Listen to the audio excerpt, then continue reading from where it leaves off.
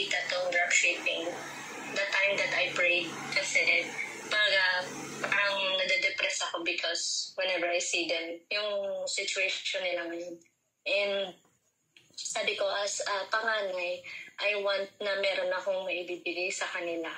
And then, yun talaga, nung nag-pray ako and then I saw this on TikTok, yun, last year pa.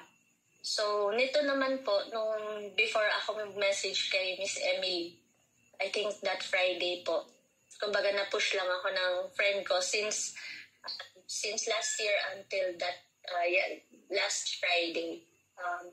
Lagi ko pong tinitignan yung sa dropshipping, house of franchise, ganyan. And nakikita ko naman po na maganda po siya talaga. Kailangan ko lang po talagang mag-start. And yun nga po, sa capital, and yun po, naniniwala ako na makatulong to sa, dun po sa pinag-prepare ko. And this is God-given. And ako na lang po yung hinihintay ni Lord na kumilos to grab that blessing that I already prayed for. And